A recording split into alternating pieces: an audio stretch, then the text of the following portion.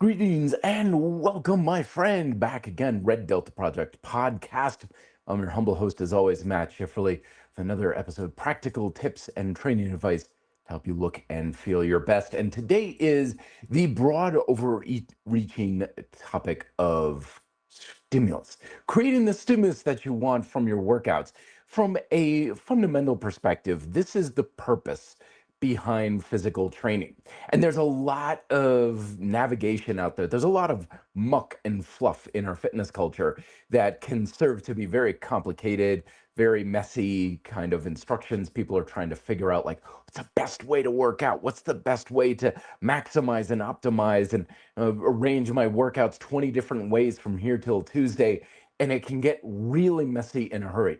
So what we're going to do today is take a process-based approach to training, recognizing what it really is, what it really does for you, why a lot of the stuff that's out there online and the social medias is basically just kind of fluff and filler and doesn't really do you a whole lot of good. And more importantly, how you can drill down and identify exactly what you want to include in your workouts to get what you want from your physical training. So in order to understand where this is coming from, it's important to recognize that most of the rhetoric around working out and training is marketing fluff in our fitness culture. Because a lot of what you come across these days is like, oh, if you work out this way, you get this result. Or if you want to build muscle, or if you want to burn fat, or if you want to do all these different things, if you want to get a certain result, this is how you need to work out or how you should arrange your workout program. And it's understandable to understand where this is coming from, but it's largely based on science fiction because fundamentally, that's not how physical training works. It's instead this idea that has propagated throughout our fitness culture because not so much that it works, but because it sells. So much of our beliefs and the rhetoric in our fitness culture that kind of paint this picture of what training does and what it's supposed to do for you is not based on science. It's based on whatever messages sell the most. It is the ones that sell the programs, the ones that sell the products, the ones that just get clicks and likes and stuff here on social media, the ones back in the day that sold the most magazine covers. If you tested out a marketing message in your magazine that you had, like a bodybuilding magazine and stuff, and a message kind of caught fire, and it's like, oh, wow, we sold 5 times more issues of big muscular doofus.com or whatever, then that's the message that just got inflated and blown out of proportion, regardless of whether or not it actually had any truth to it. And this is kind of what we have in our fitness culture, is that a lot of our ideas and beliefs are based on whatever marketing messages are successful, let alone anything that is really successful from a scientific or legitimate standpoint as far as results go. And so what we need to do is kind of take our little time machine back and be like, okay, what does exercise actually do for the body? What does it actually enhance for us?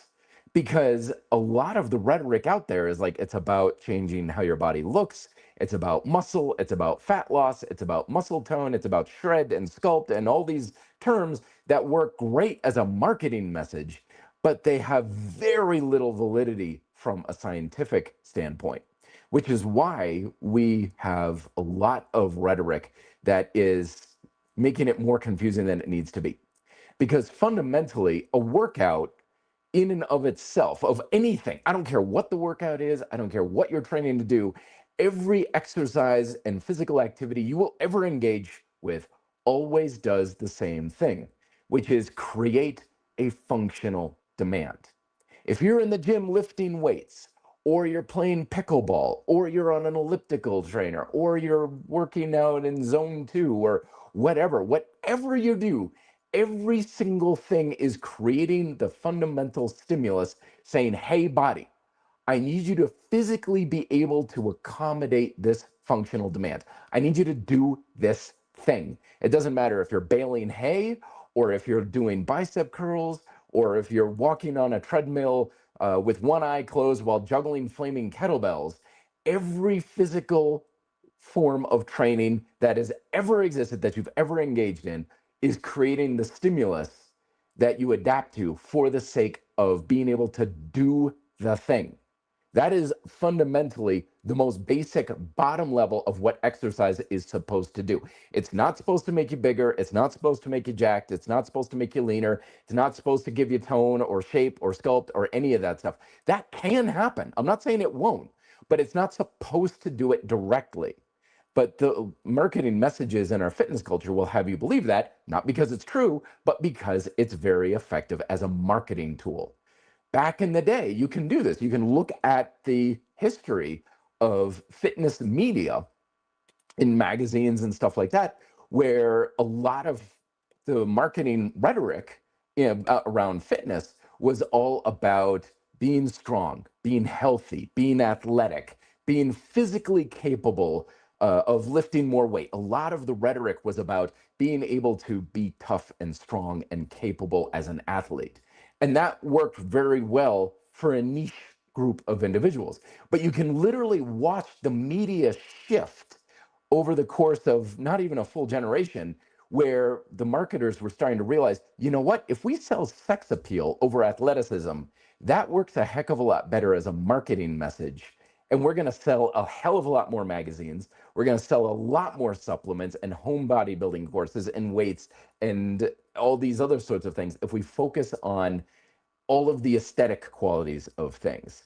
And because that worked, that was the marketing message that came to dominate our fitness culture, even though it doesn't have that much validity to it. It doesn't need to be valid. It doesn't need to be true. It just needs to sell. That's what goes very, very on sort of thing. So case in point here, okay? Remember, everything we subject our body to is about training our body to effectively be able to handle the ability to do the thing, okay? Now that's for exercise, but it's exactly the same thing with diet, okay? So we've got questions here about various, diet alkaline or carnivore and stuff like that. Largely a complete waste of time, because fundamentally every diet you will ever engage in teaches your body to survive on the diet. It's not about health. It's not about fat loss. It's not about changing anything about your diet. Every single time you engage in any physiological changes to your diet, you're effectively telling your body, hey, body, survive under these different dietary conditions. So your body will change and it will adapt, which is, from a fitness standpoint, that's what we want. But usually when it comes to dietary standpoints, we don't care about the adaptations. We want to be leaner. We want to be healthier. We want to have all the, the changes that we see on social media, which is completely up to random chance most of the time. Not to mention the fact that all of these dietary approaches are completely unnecessary. And even if you do want to get those results, they're probably the most inefficient, backwards, expensive, costly, pain in the butt way to go about it. You could probably get 10 times better results without the diet, because it literally does boil down to feeding your body appropriately with nutrient-dense foods, not doing any sort of diets. Most of the time, the diets just hold you back. It's like trying to literally run a race, and you're like there at the start line, and you're like, somebody break my foot. Just do it. It's like, why? It's like, well, it's going to be so extreme, and it's going to be so hardcore if I can run this race with a broken foot. And I'm like, no, it's not. It's just going to make it harder to run the race. That's what these diets do. They don't bring you these benefits. They don't bring, I know some people will be like, but I did it and I got the benefits. Yeah, you'd probably get the benefit a hell of a lot easier, faster, and more sustainably if you just ate regular food without excessive consumption and didn't overdo it. It's probably going to be the same thing kind of deal. But again, a lot of it is about marketing. It's popular out there because it's extreme. Extreme stuff is easy to market. It's easy to get you watching YouTube videos and podcasts and stuff. It's not about what's actually effective. It's about what's effective to market and sell you and get your attention pulled away from the good stuff. It's all about trying to get you and your resources. Whereas fundamentally, you don't need anything to get in shape that they're selling you. You don't need to watch YouTube videos. You don't need this podcast. You don't need my books. You don't need special equipment and stuff. Fundamentally, fitness is always about how well do you use your own body. Now, other products out there, they can help you do that. Absolutely. They can help with that, which doesn't mean they're bad, but it certainly means it's completely unnecessary, which means that you're in control of whether or not you adopt it or not. I made a video not too long ago about my mountain bike and my road bike. Right? I'm kind of a bike snob. I've got carbon fiber frames, I got electronic shifting, disc brakes, full suspension, adjustable dampeners on my suspension and all that sort of thing. I've got all the fancy bells and whistles on my mountain bike and stuff like that. Completely worthless from a health and fitness standpoint. None of that stuff does any good whatsoever for me. I could get a bicycle that's made out of pig iron that has two somewhat flat tires and not even any shifting or gears with a saddle that's uncomfortable, and it would still be just as effective for getting me in shape when I ride it up Lookout Mountain. Because none of that stuff has any bearing whatsoever on my ability to use my body better. Now, it's nice to have the carbon fiber and the electronic shifting, and it's fun to use. It's a toy, but is it of actual value from health and fitness standpoint? Absolutely not. And that's the thing we need to recognize about most of the stuff out there in our fitness culture, about all the different ways that we can exercise our body and work out and everything. And again, from the dietary standpoint and stuff, there's so many different ways that we can do this, and most of it's completely largely worthless. It doesn't really change how you're using your body on a fundamental level. And that's the thing that is most important. That's the thing that determines how much of a stimulus you're creating in your workouts. And when you stay focused on what that stimulus is, then you'll be able to identify whether or not certain elements in your workout are effective, which ones are not all that effective, and if you are going about achieving that stimulus in the most efficient way possible. So here's the quick and easy way to identify whether or not things are really going for you. Thank you very much, Christabel, for the compliment, for the tip there. Much appreciate it. Oh, let me answer your question real quick. Favorite training superset, pull-ups and push-ups or pull-ups and dips? Pull-ups and dips, my friend, just because they are of very similar levels of resistance to one and the same. Push-ups, usually a lighter version. Now we're talking classic push-ups. If I was to do a superset between pull-ups and push-ups, I would do some sort of a weighted push-up or a progressive style push-up. So that way the resistance level between the two is relatively the same. I'm not doing like 8 pull-ups and 50 push-ups. It's just too much of a discrepancy between the two, which when we're looking at the stimulus that we're trying to create, that can be very important. Because when it comes to your training, the stimulus you're creating is ultimately about, can you do the thing within a modest amount of stress? Okay? That is ultimately what all exercise is. That's all it is. There's nothing more to it than that. Can you do the thing? And your body will adapt in order to accommodate that functional demand, either to continue be able to do that or to slightly level up whatever qualities you need in order to be able to get the job done. So always think to yourself, well, what are the qualities that I need in order to do this activity? Do I need endurance and stamina? Do I need muscular strength? Do I need coordination? Do I need power and athleticism and the ability to stand on one leg or whatever? Whatever those functional ingredients are, that's the stuff that your workout is directly training your body to do. That's what you're getting out of your workout is, can I do this thing? And the amount of strength or endurance or power or coordination and all these other things is going to be developed for you to the degree that activity requires that thing. Okay, so basically, you gain that which you challenge, if you want to put it in very simple terms. If it requires strength in your biceps will get stronger. If it requires running stamina, you'll improve your running endurance. If it requires your ability to have a deeper squat or mobility, it will develop that quality.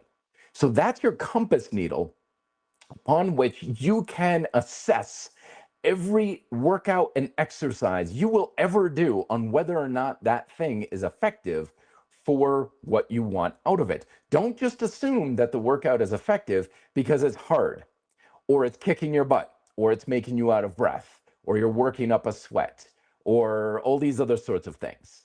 Because you can work out 1,000 different ways from here till Tuesday, completely destroy yourself with fatigue and exhaustion and muscles so sore you can barely move the next day, and it's still almost completely worthless for the actual thing you're trying to develop. I've done it before, and I've done it many times over. But we have to always keep our mind about what precisely am I asking my body to be able to do, and is in alignment with my goal. Don't just assume that it's hard. I posted a video recently on why sports and physical activity are usually not all that great for getting in shape. And I know that ruffled some feathers out there, because a lot of folks, they're like, of course I'm in shape. I'm a soccer player. Of course I'm in shape. I'm a martial artist. Or of course I'm in shape. I go rock climbing and all these sorts of things and stuff. And to be fair, everything is always 100% effective at getting you in shape for the actual activity you're doing. Okay, because if I'm up on a rock climbing wall, if I'm bouldering over here in Denver, and I'm clawing my fingertips into the crag at the rock and I'm trying to hold up, yeah, that's a very good, effective way to get me in shape for rock climbing. Is it going to make me good at running? Absolutely not. Is it going to make me a better martial artist? Hell no. Is it going to make me much more muscular and improve my physique? Not a whole lot, no. And even if we did do something like that, where it was like, oh my gosh, this could really improve my forearm and my grip strength. I'm like, yeah, but you could probably just do about 30 seconds of grip strengthening techniques and be done with it, rather than spending 2 hours in the gym at the local climbing thing. Go rock climbing if you want to be good and have fun rock climbing. But if you're like, yeah, I'm doing this because I want to build muscle, like, you're probably going to have a much easier time just going directly after the stimulus that you're trying to create and saying, yeah, I'm going to do some pull-ups and some dips like the superset here, get a couple hard, good sets, and you're done. If your goal was, I just want to build some muscle in my upper body, you're much better off just doing a quick little superset of push and pull, really pushing your muscles close to failure, and being done with it in 10 minutes, as opposed to spending 2 hours rock climbing, because it's going directly after the stimulus that you want. And when we go after exactly what we want, we usually can cut out a lot of the fluff that we don't necessarily want. And this is the thing that can be a bit of a slice of humble pie, when we really start to focus on what the stimulus you want, because there's a lot of stuff out there that's really not all that effective, or a really roundabout way of going about it. This is the thing that I started to realize a long time ago, when I was getting more into circuit training, and CrossFit was getting really big, and I started to do a lot of those kind of workouts that you'd find online and stuff like that. And man, those workouts were definitely kicking my butt. And I'd spend like half of the workout time just setting up my circuit in the little gym that I was working at the time. And after about 6, 7 months of doing this, I was like, I just did this whole workout and exhausted myself, and it took a little over an hour to go through everything. And if I'm really honest, the only thing out of that workout that had any value for me was the set of pull-ups that I did. I didn't care about the wall balls. I didn't care about the burpees. I didn't care about being on the rowing machine. Like, I just did all of this work and exercise. And if I'm perfectly honest, I just want to build up my body and have a stronger back. In which case, I should have just done the pull-ups, just done a couple hard, good sets of pull-ups, and that would have been it. I didn't need to do with all the other stuff. It's like, well, there's benefits to doing other things. Well, maybe, but maybe not. Because remember, it is largely subjective about things. Like, to a large degree, physical fitness is largely just a luxury item these days. I know we love to kind of get all self-righteous about it being really important and really good for us and great about health and wellness and all this sort of thing, but that's largely BS, because the amount of habits and physical activity that we need to do for the health benefits is actually a very low bar. If you're doing some basic body weight rows, you could do some push-ups and lunges, you get out for a walk, most days of the week, and you're eating fruits and vegetables kind of thing, like I was saying about diet and stuff. If you're getting the most bare basic elements in your fitness habits, you're about 90% of the way there for basic health and well-being. You don't need anything beyond that. You don't need any more strength or ability for just general health and well-being. Okay? Being able to do 20 pull-ups or deadlift 500 pounds or run a marathon and stuff, that's kind of like owning a sports car with 1,000 horsepower. It's really cool. It's great for social media and everything, but honestly, there's really very little benefit to that from a health and performance standpoint. Seriously, honestly, like I've done a lot of strength and conditioning over my life, and if I'm honest with you, the vast majority it has had no bearing at all on my abilities of a skier, a mountain biker, a rock climber, a hiker, a martial artist, and all the other activities that I did. If I did no physical activity or physical conditioning whatsoever, probably wouldn't have made any difference one way or the other. Maybe a little bit, but even then, it would have just been the most basic level of physical conditioning, like being able to do a decent, deep body weight squat. That alone, like if I just focused on that and did nothing else beyond that, that would probably make me as good of a mountain biker, aside from actually mountain biking, than anything else. All the other fancy stuff and the pistol squats and stuff, not really having any notable benefit or carryover from a health and fitness standpoint.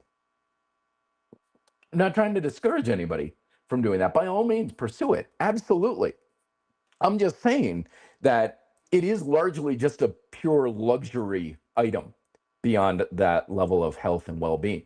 The level of strength and stamina and physical ability or dietary habits that we need to really get what we want from a health and well-being standpoint, that's a really low bar. You don't need to take anything to an extreme. If anything, a lot of the research has shown that when you do take things to an extreme, you're actually compromising the very health and well-being of everything. It's because of how much stress your body's enduring and your risk of injury and the cost to your lifestyle and everything like that. So when it comes to your ability to create a stimulus for general health and well-being, keep it real simple. Just some basic body weight rows, some push-ups, a couple of maybe basic yoga poses for some mobility, like downward dog and sun salutation and stuff like that. Seriously, that's it. That's good. You're done. Check that box off. Go have a nice, happy life. You don't need to worry about fitness anymore, kind of stuff, if general health and well-being is of an interest to you. And that can be a great thing. But again, a lot of times we get sucked into rabbit holes here online where it's like, it's got to be a big deal. It has to be this complicated formulas and really maxing out a lot of things when it comes to trying to maximize and optimize our workouts and stuff like that. And by and large, it's completely just a waste of time. And even if you can get more out of it, it's probably just not going to be worth it. Again, case in point earlier we were making with the diets and stuff. Can you get good results from those things? Absolutely. But so what? If getting results in and of itself was enough, then we would all just do everything to the extreme, to the max, and live happily ever after. We'd quit our jobs, we'd just spend all the time working out in the gym, and we would have no lives outside of diet and exercise. If that was what we could do, and the results in and of themselves were justifiable means to an end, everyone would do that. But of course, that's not what we do, because we have lives outside of fitness and we need to spend resources on other things, because let's be honest with you, being healthy and fit is great, but there's a hell of a lot more important things in life than diet and exercise and health and fitness. And to a large degree for us, just getting the basic boxes checked will be sufficient in most cases. We'll look good, we'll feel good, we'll be healthy. Go live your life and don't worry about it beyond that. Just create the stimulus that you're after in your workouts. If you want strength, just tense up the muscles, couple of good hard sets. That's all you really need to do. If you're looking for endurance, pushing your muscles to a high degree of stamina. If you're looking to build muscle, challenge your work capacity, push close to failure 2 or 3 times a week for each muscle group, you're done. That's it. I don't care what exercises you're doing. I don't care what program you're on. I don't care what tools you use. It's largely irrelevant. It matters if it matters to you, because all you need to do is create that stimulus. And the tools you use and the program you use and the exercises you use and stuff like that, that's largely just down to personal preference on how you do that. If you don't want to do a trip to the gym and you work out at home, great. If you'd rather use dumbbells over machines, great, whatever. Just get that stimulus hit a couple, 2 to 3 times a week. That's all that needs to be there. And whenever we're looking at different variables, like, well, what if I work out in the morning? And what if I do this? And what if I do that? And 5 sets of 6 and 6 sets of 5 and all these different ways of rearranging it. When we look at it from the standpoint of, well, what's it doing to your stimulus? You naturally see that a lot of variables are like, yeah, it probably doesn't matter which way or the other way. And if it does matter, it's probably going to be fairly obvious.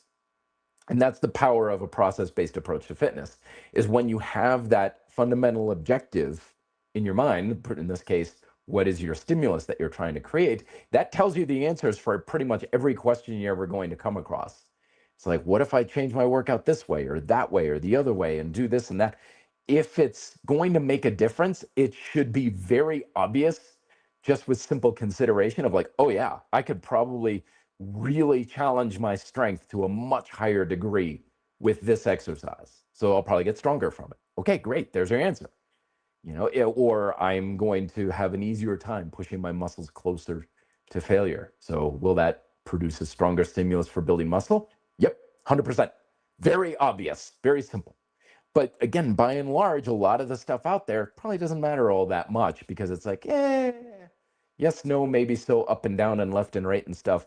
I can't really see much of a difference on why it would matter one way or the other for creating a stimulus for hypertrophy or strength or whatever. It's like, well, then it probably doesn't matter a whole heck of a lot. And it's one of those things that you want to just keep in the back of your mind, and that will tell you largely what you're doing. Michael's coming on in. Good to see you, my friend. Any new books in the near future? Yes, sir. Absolutely.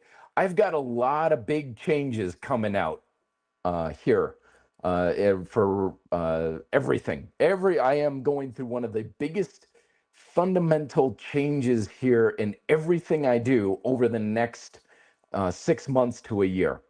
Huge changes are coming, my friends. Things that are going to be a radical shift.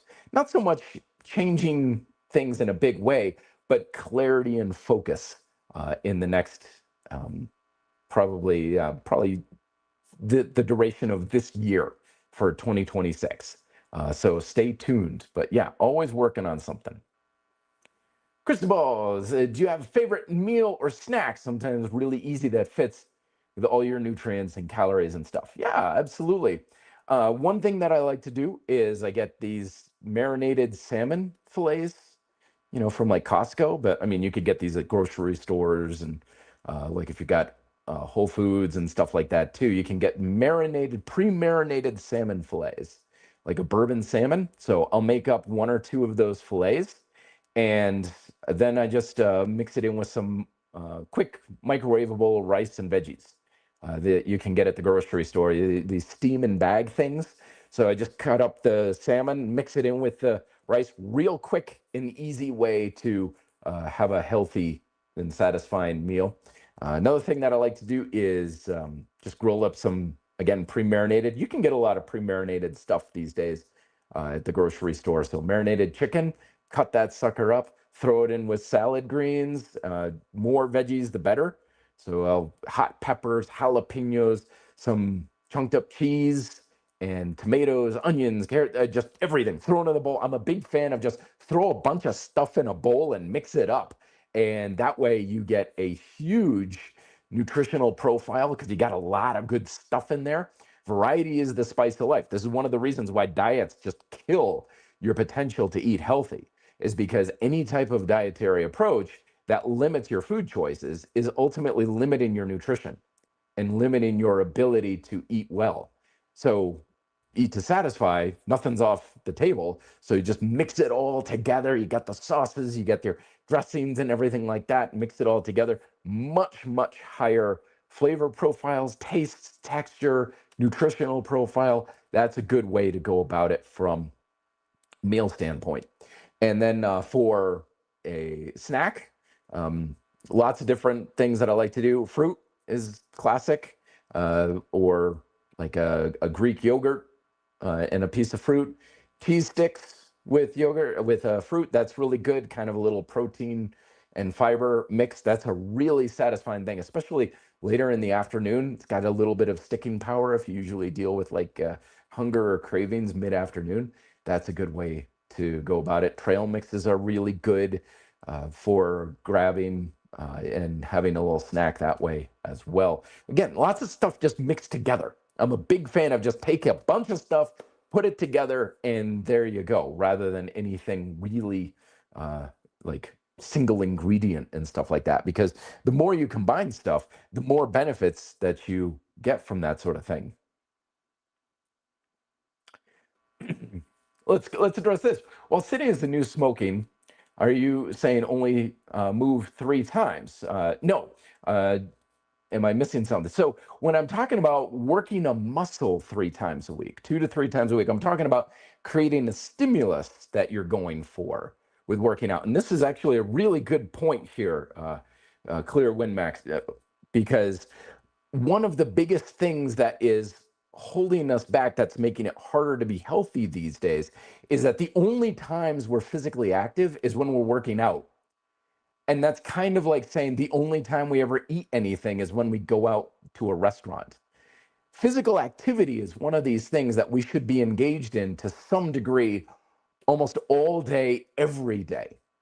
Now, I am old enough of the generation where, as kids, when we were younger, movement was part of our everyday life. We didn't have smartphones. We didn't have video games and computers to a large degree. We had this thing called going outside, and we would run in fields and streams and we would play tag and we would literally go outside and do this thing called playing.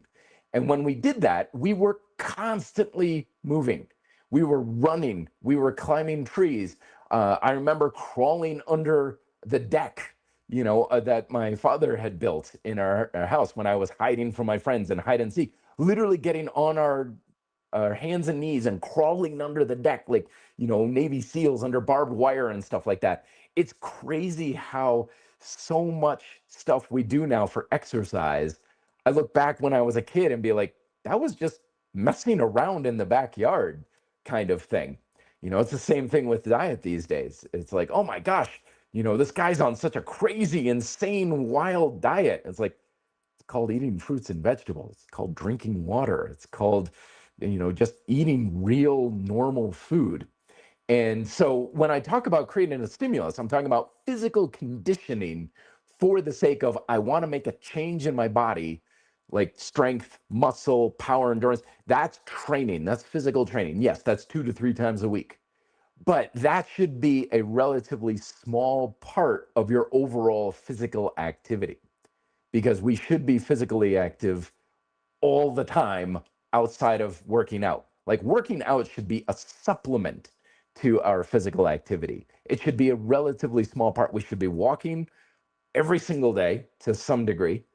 We should be getting down on the floor and shifting around. And I know this is something that we need to do a little purposely sometimes, but we're not meant to be sitting all the time and saying, okay, life, time out, time for me to go and do physical activity. We want to be physically active to some degree, even if it's something like pushing a lawnmower across the lawn, washing your car by hand, walking the dog, these sorts of things. Because always remember that the fundamental nature of exercise and creating a stimulus is largely, in our mind at least, made up. And Mother Nature doesn't know what exercise is, doesn't understand what physical exercise is. That's a concept we made up We dreamed it up out of thin air. Instead, the body is always getting subjected to a stimulus of some sort, saying, okay, what do you need me to do? Bale this hay, walk around the neighborhood, get down and, reach underneath the sofa to grab the cat toy that got knocked under there or something. Every single thing we do with our body is a stimulus. It doesn't need to be in a workout. It doesn't need to be something that is programmed and structured and stuff. We just need to do the thing at all. This is something that I do in my job is I go around and I give these like mobility sessions and stuff to the folks at work. And it's literally just like, okay, raise your arms up and then down and up and then around and stuff. We're not really working out. We're just using the body in some way, shape, and form. And yeah, that does more than you think it does. Because as I was saying earlier, we've bought into this idea that we need a lot of stress in order to create a stimulus. And sometimes, yes, a stimulus can be stressful on the body, but it's not an effective stimulus just because it's stressful. Because I can make you do 1,000 burpees and exhaust you and stress you out like crazy. But if you came to me and you're like, dude, I want bigger biceps, I'm like, yeah, that's not really the way to go about it. You're doing a very good job of creating a stimulus for being able to do burpees. But when it comes to challenging the muscular work capacity in your arms, oh yeah, that's not a very efficient or effective way to go about it. And I know that does not set well with a lot of people because a lot of times we think that there's value in effort, that there's worthiness in high levels of stress. Because I used to be that way for many years. My ego used to be dependent upon how much stress and hardship I could place upon myself. Like, look how much I'm kicking my ass in the gym, kind of thing. It's like, yeah, you don't know what you're doing, Matt. You're largely ignorant. You don't know the first thing about programming a workout. Like, what? I can outwork anybody here in the gym. Look how sore I am. Look, I got 5 injuries to my right shoulder. I'm such a badass. I'm like, no, dude, you just don't know what you're doing. Because when we don't know what we're doing, hard work and stress becomes the goal. And hard work and stress is part of the process, but it should not be the objective we're after. It should just be the cost of doing business. And when that's a great thing to finally get that monkey off of our back because we no longer have to pursue stress and hard work for the sake of just working ourselves to death. And we can also recognize, like, oh my gosh, I can create a much stronger stimulus for building up my back and biceps with 2 sets of pull-ups than in that entire big blood, sweat, and tears Metcon that I just did. It's like, yeah, because you know exactly what stimulus you're going after. And that is very empowering. But if you have your ego tied to stress and hardship, it's a hard addiction to break. And I certainly know that because I spent years doing that sort of thing. So yeah, Michael is saying, yeah, parking further parking lot, using the stairs, the building, walking during lunch. That stuff adds up more than people think it does. And I'm not saying like, oh, take the stairs and you're going to burn, 20 pounds of fat in a week or anything like that. But the physical activity now is so low due to our sedentary lifestyles that, yeah, it doesn't take a whole heck of a lot to move the needle. Moving or parking further away and walking in and stuff goes a long way. And this is something I habitually do. We've got a step tracking app now we use at work, and I'm regularly at 10,000 steps a day. And I work at a desk. So I'm like, yeah, 10,000 steps a day, not hard for me because I'm still, walking down the street to go get lunch and, walking around the office and got to go up and down several flights of stairs to get to my desk from the gym and back and forth and sort of thing. So that stuff does count. It does count. Oh, good question, Matt. Your thoughts on longevity and Olympic weightlifting for seniors, mid 60s. So Olympic lifting is a very skill-based type of physical activity. So it kind of depends on your history with it.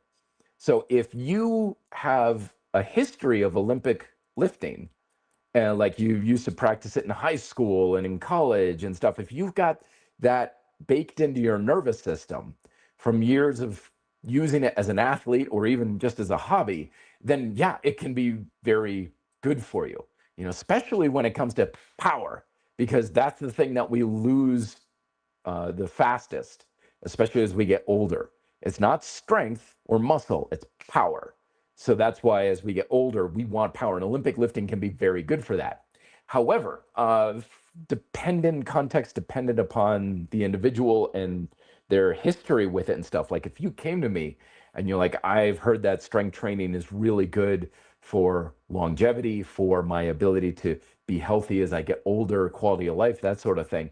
Olympic lifting is like way down on the list that I would give people, because the more skill you need in order to safely and effectively execute a type of training, the harder it is to create the stimulus that you want. And that's not a mark against Olympic lifting. It's a high skill based activity, and my approach in general for all manner of strength training is the less skill you need, the better. Just because it's a lot easier, because skill becomes the limiting factor for many people. If you want to create a stimulus for strength, we want to create a lot of tension in that muscle. If we want to create stamina and endurance, we need to create that tension for a good period of time. Even though the muscles are burning, even though the heart rate is up, you gotta still keep going and going strong.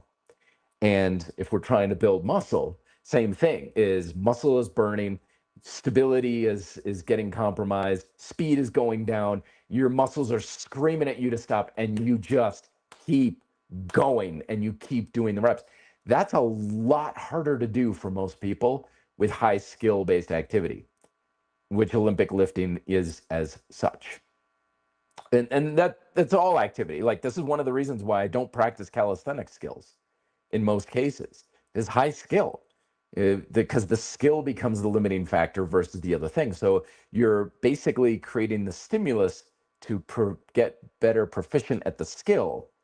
And so it's kind of like you got a roadblock now. It's like, yeah, you can work on strength and endurance and hypertrophy once you get really comfortable with the skills first. And depending on your athleticism and depending on your history and your mobility and 100 other things, it could be a while before that happens. It could be a long time before that happens. It's like if in calisthenics, someone's like, okay, I want to be strong and powerful and build muscle with muscle ups. And it's like, well, how many pull-ups can you do? I still can't do a pull-up. It's like, dude, it is a long road to the muscle up for you. It's going to take a long time, potentially. Everybody builds up their abilities at different times. So long story short, I would say go with low skill activities as a primary foundation, building up strength, and then for the sake of power, just do exactly that thing with more force. Okay, so if you're doing push-ups, and you're like, okay, I'm comfortable doing these countertop push-ups, good, just pow, just blast off the countertop for a couple of sets of 3 to 6. That you still build power just as fine with that sort of thing. Only now you can start doing it next week, as opposed to, well, we're going to give you a broomstick handle and have you learn Olympic lifting for the next 8 months before you can start to really get a handle on building yourself up. So it is very contextual dependent, but this is why understanding the stimulus is so darn important. Because when it comes to the longevity that we're after, we want strength, we want power. Can you do that with Olympic lifting? Absolutely. Do you need Olympic lifting to make that happen? Absolutely not. So if it's not a good fit for the individual, for their equipment and their proficiency and their abilities and stuff like that, I would say, well, give them something that they're much more adept at doing for their physical level. Because the number one rule in creating an effective workout is use what you've got. Use the mobility you have, use the strength you have, use the equipment you have, use the preferences that you have. And if Olympic lifting doesn't work for that, then do something else. You don't need it unless the goal is I've always wanted to be good at Olympic lifting. Well, then, yeah, you're going to have to do Olympic lifting. But when it comes to general health and longevity, we need strength, endurance, and power and muscle. And you can do that 100 other different ways. There's no reason why you should say, I got to do it this particular method. Because just as we like to become addicted to effort, we also very much get attached and addicted to a particular methodology or a particular way of doing it. It comes with like an identity and stuff like that. Like, again, the rock climbers or the martial artists and stuff like that. Like, this is part of who I am. This is my identity. It's like, yeah, but that can be a very dangerous thing to do, because if it's not really the most efficient or effective way to create the stimulus you want, now you're forcing yourself to wear a pair of shoes that are one size too small, because you've effectively hitched your wagon to that ideology when you're probably better off doing something else. So, good question here along the same lines. How do you avoid overthinking your training? Very good question. So, that's where it comes down to, again, recognizing the stimulus that you're trying to create. You know, it's no different than trying to just light a match to light a fire. It's like all it is just that. That's all it is. That's all of there's nothing more to it than that. When we train, we're just creating a stimulus. That's all that it is. That's the only value it has. That's the only purpose of it. That's the only mission of it, is can we create the stimulus that we want, or for training the functional ability that we want, strength, endurance, stamina, whatever that sort of thing is. That's all that matters. Most of the overthinking is looking at 100 different variables and changes and other things, and most of it's a complete waste of time. Because if I just work my biceps, with bending my elbow to the point where I'm getting close to failure, I'm creating the stimulus to grow my biceps. Doesn't matter how many reps I'm doing, doesn't matter the sets, doesn't matter the tool, doesn't matter the workout. We can think of this 100 different ways. As long as you're just getting to that point 2 to 3 times a week, that's it. That's all there is to it, which is a hard thing to, I don't know if it'd be a hard lesson, but it's a hard thing to kind of get our minds to this point of like, yeah, I'm done. Yeah, I've got it figured out, guys. I don't need to learn anymore. I don't need to research more about things. Especially these days, with the internet and everything like that, we're taught that there's endless value in consumption, consuming podcasts, consuming videos. Always learn more, always learn more, always more. Think of every new research coming down the pipe, every little thing that there is. You got to keep learning more. You got to become a student of the game, kind of thing. And if you're trying to really, if it's a profession like myself as a fitness coach, I got to always be learning more to be up on new discoveries and trends and stuff. But there is absolutely nothing wrong with saying, yeah, I've got a basic workout that I do, and I know the stimulus I'm trying to create. So to a large degree, I'm done. I'm not going to learn anymore for the most part.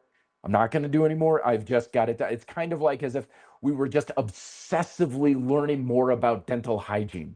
Like, what's the latest research in the world of dental implants and flosses? And I've got to spend up till 2 a.m. trying to research the best optimized way to brush my teeth. No, by and large in life, when it comes to a lot of the tasks that we have, like taking care of our teeth and showering and putting gas in our car and paying our tax, like to a large degree, we learn enough to be able to get the job done. And then we're like, yeah, I'm good. I'm done. Thanks. Like, yeah, I know I can endlessly learn more about the petroleum sciences. Do I need to in order to just fuel my car? No, I know enough to just get the job done. And for most of us, that's all we need. That's all we need to do. Okay, just push, pull, squat. Know, what the stimulus you're going after, strength, endurance, and all that sort of thing. And that's it. That is largely all you're going to ever need. And sometimes that's the highest form of success that we can achieve in fitness. It's not six pack abs and shredded low body fat percentages and getting jacked out of our minds for social media and everything. It's getting to the point where we can just shove away and delete all the podcasts on our podcast feed and the YouTube videos and cancel our subscription to the fitness newsletters and stuff and just be like, I'm done. I'm finished. I'm not giving up. I'm taken care of. Like the box is checked. I move on with my life, especially when it comes to body fat management as well. Sometimes, like especially, I used to be obsessed about diet and losing, staying lean and body fat and stuff. But when I recognized that fundamentally it's just calorie balance, that's all it is. And having a healthy diet and a physically active, habits, being physically active helps you manage that. I'm like, yeah, I got the whole weight management, fat management thing just done. I don't need to know, like, what do you think about these diets and stuff like that? It's like, what the hell do I care? It's like, it's done. I'm done. I've retired from the whole fat loss thing. I don't need to worry about it anymore. And that is a level of success that many people do not achieve, even though they're like, oh yeah, I've successfully lost 30 pounds. And yet they still treat body fat management like it's another part-time job that they're endlessly doing, like a dead-end job. But the real success comes from, it's like, yeah, I'm lean. I have no trouble managing myself. I eat whatever I want. I don't need to count calories. I don't care about burning fat. Uh, I'm largely just done. And that is a wonderful place to be, because it means that you've got one thing that you don't have to worry about anymore. It's like that scene in Forrest Gump, where he's recognizing that they invested in Apple Computer, and Forrest is like, oh, I got this letter from Lieutenant Dan said, we don't need to worry about money no more. And I thought, that's good. One less thing. It exactly the same objective. I don't need to worry about body fat anymore. I don't need to worry about gaining weight anymore. I don't need to worry about, training and physical fitness anymore. It's like, that's good. One less thing. I don't need to worry about it. I've largely got it just solved and taken care of. And I do it to feel good, and everything, but it's not something I need to really focus, like learn a lot more about it. And like I said, I invest in education and I invest in more things coming down the pipe because that's what I do as a profession.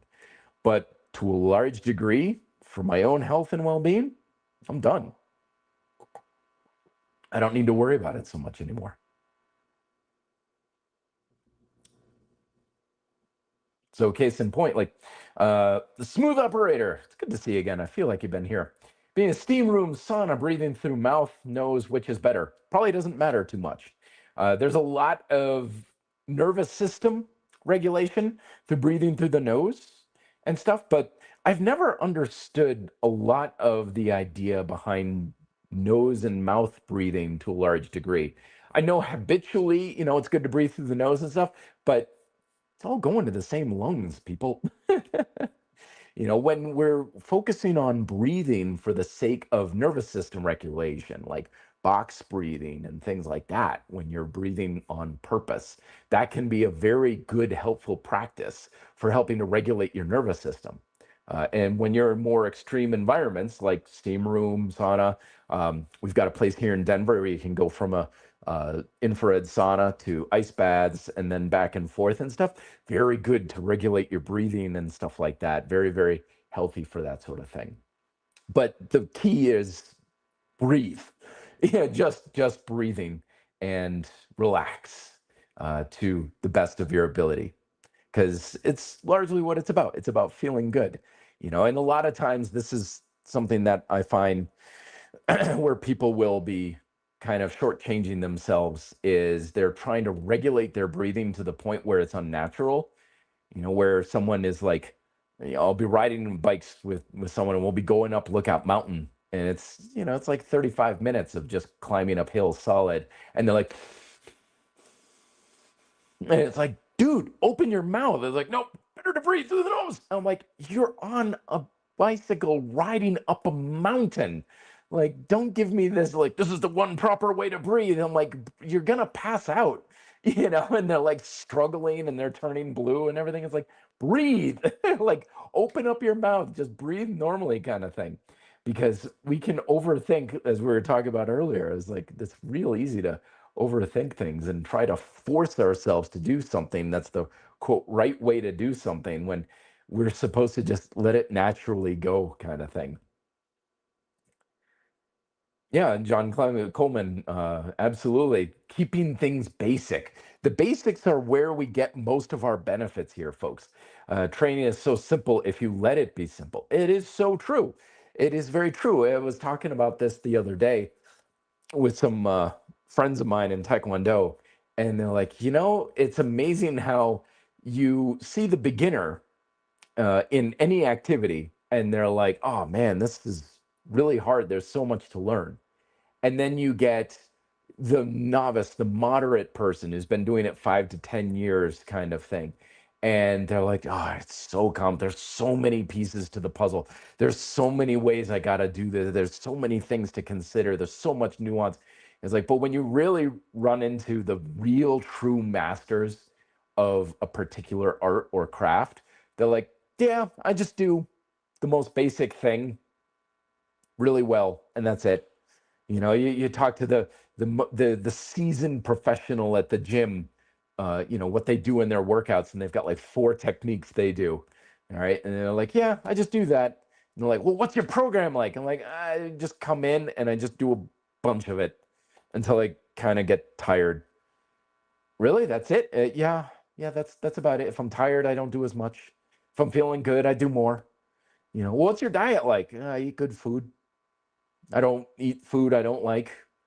I eat to the point where I'm satisfied, and not to the point where I'm really full. A lot of wholesome, nutrient dense foods, fruits, vegetables, protein, that sort of thing. And that's the thing, is the novice people and the beginners are like, there's so much more to it. It's not that simple. There's got to be some formulas and maximizing, optimizing it. What if I face due east first thing in the morning and stand on one leg with blinking lights in my eyes? And it's like, no, dude, just go outside and have a good time. What do you do outside? Just I walk, I practice taekwondo, I just be outside, kind of thing. It's like, there's got to be more to it than that. Because always remember, my friends, that success does not come from complication, it comes from proficiency. Proficiency is always the cornerstone of effectiveness. You could take the most basic, boring, mundane habits and destroy everybody around you in a competition because you're so much better at it. And we see this all the time in the martial arts. I've known guys who can literally stand in front of me and they're like, I am going to do this one kick. It is the most basic kick in all of martial arts. And I'm going to tell you when it is coming to you, and I'm going to tell you when it's throwing you, and there's not a damn thing you can do about it because I'm going to hit you. And it's like, what are you talking about? Here we go. Okay, I'm ready. Boom. Ah, damn. How did how did you do that? It's like, because they're that good. And that's where the real success lies. The most basic things done exceedingly well. And when we get lost in the complications of things, of all the details, of the thousands of different ways we can program a workout, we lose sight and we lose our focus on, I'm just trying to get really, really good at this thing. Push-ups, pull-ups, squats. What are the most fundamental techniques in your discipline? That is the thing that will produce by far the strongest stimulus that you're going after, by far. And that's what you get the results from. It's not destroying yourself in the gym. It's not about exhausting yourself or, oh man, I spend 20 hours a week with meal prep and listening to all these podcasts and stuff like that. Meanwhile, there's a guy out there who's like, yeah, I just go to the gym or to the park and do pull-ups on the pull-up bar, and then I go and, go to the local restaurant and have a sandwich. It's like, what's your macronutrient ratios and what's your amino acid profile numbers? And it's like, I don't know. The Turkey Club is a pretty good sandwich there. They do a pretty good job making it. I just eat that. It doesn't need to be complicated. In fact, it shouldn't be complicated, my friends. I know the temptation is there. We all fall for it. We all fall because we think there's got to be more to the story. We think there's got to be more to it because when we see the individuals on social media these days and they've got much better results, we think, what am I missing? There's got to be something that person has that I don't. And you're not wrong, because a lot of times that difference is just flat out genetics. Okay, people are different. Some people are just going to be bigger and faster and stronger and leaner for no other reason other than they're just born that way. For other reason is they just have a lot more time and experience under their belt. Again, from the martial arts standpoint, it's like, how is this guy so good? It's like, dear, wow, this is insane. How is he so fast? It's like simple, because he'd already been training for 20 years before I was even born. Like, he's got 50 years of experience under his belt. He'd better be darn good, right? So a lot of times it's just pure time in the passage of time, which often can just get warped. When you're a beginner at something, you think that 6 months of training is a long time. When people say, I've been doing this thing for 6 months, how come I'm not seeing better results and everything like that? That's not a bad thing to question. It's good. Look for your opportunities. But when you've been doing something 20, 30, 40 years, you realize 6 months is nothing. It's like, dude, you're not even getting started yet. You're barely getting started, kind of thing. So a lot of times it's just time.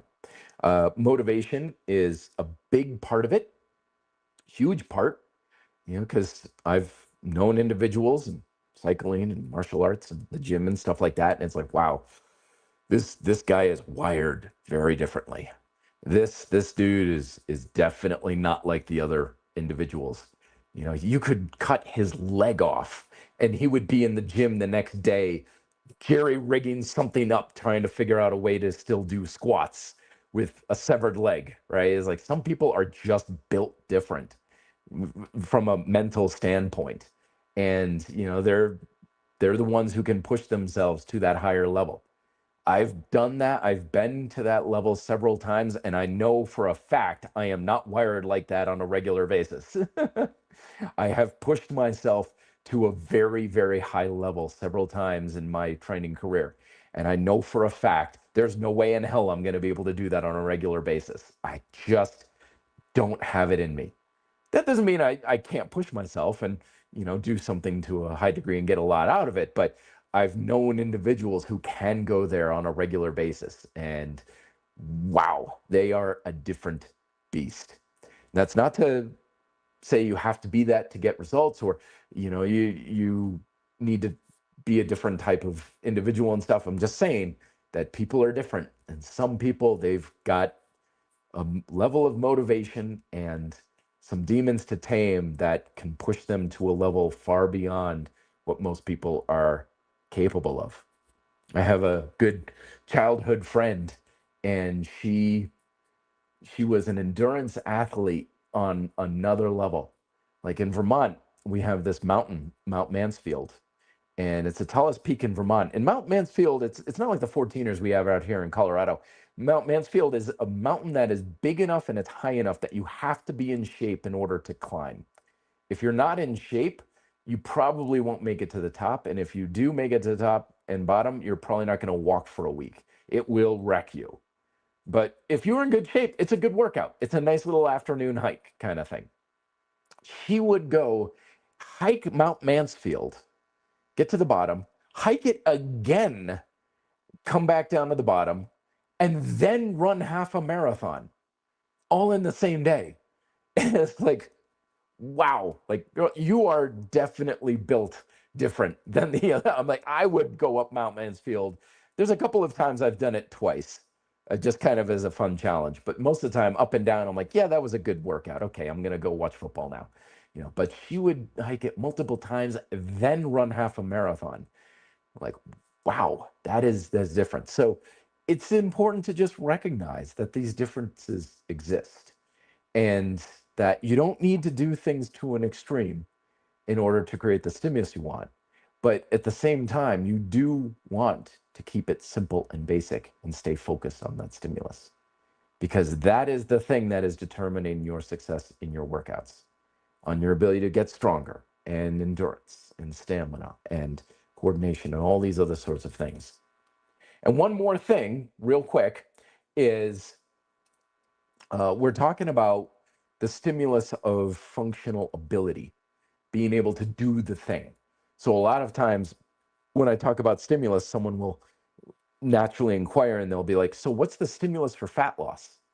And the answer is there isn't one. There is no stimulus that you can create that tells your body to be leaner. It just doesn't exist, because remember that the stimulus that you impart upon your body with all forms of physical activity are, hey, body, I need you to be able to do this thing. And fat loss is much less about physical ability. I have heard, and there is some theoretical approach, that if your body needs to be lighter in order to do the thing, like calisthenics or something, then that can maybe spur on some sort of adaptation that encourages your body to be leaner and stuff. Very theoretical, maybe something to it, maybe not. But that is an important thing to recognize, is that there is no activity that tells you to be leaner. If I do this exercise, if I do this activity, or if I do this, will I lose body fat? That just doesn't exist to a very large degree. Maybe, again, a correlation sort of thing. Like if I do a lot of hikes up Mount Mansfield, I got to be leaner to do that. Maybe there's a subconscious thing of appetite regulation or something, but again, highly theoretical. But there is no activity you will ever do that says, I need to be leaner. Or it's like, well, what about burning fat and stuff? Again, largely waste of time. Don't ever worry about burning fat. No one ever got leaner by burning fat. You're always burning fat. Burning fat is just what your body always naturally does. The effect of physical activity on body fat levels is just caloric expenditure. You do activity, you're burning calories. That's all there is to it. You're speeding up your rate of caloric expenditure. So if you do something a lot longer and a lot harder, you're increasing that rate of expenditure for a longer period of time. So it's not like it's worthless or anything, but don't get lost into thinking, what's the exercise I need to do to lose body fat or belly fat or whatever they're trying to sell you? Because again, it's all marketing. It's all trying to get you to buy stuff. It has no basis in scientific reality. It's just, can you burn the calories? Just go out and do anything you want. And there is no such thing as fat loss exercise. And that's because you don't need it. Everything is fat loss exercise. Everything burns calories. So just go and do whatever the heck you want. And of course, regulate things through diet as well, because that's really what it boils down to. Like I said earlier, like, I'm done. I got the whole body fat thing just managed, taken care of. I don't need to worry about it anymore, because it is literally calories in, calories out. And I just eat a natural, wholesome diet. I'm physically active all the time. And if I ever feel like I need to get leaner, I'll just do some calorie hacking, where I either drop my intake or increase my expenditure for a short period of time to create a caloric deficit. That's all there is to it. You can do it however you want, whatever activities you like, whatever dietary approaches you want, but nothing is mandatory. That we were talking about earlier with the various diets. Like, what about this diet? What about that diet? Largely completely unnecessary. And by and large, the research and anecdotal evidence has shown over the decades that the people who successfully lose body fat and keep it off are not following diets, and they're not resorting to extreme exercise in order to do it. Because if it's hard to sustain for a habit, it's hard to sustain for a result. And instead, the folks who successfully lose it and keep it off have relatively boring habits of, start each meal, protein and plants, being physically active on a regular basis, not eating too much. That's the bulk of it right on there.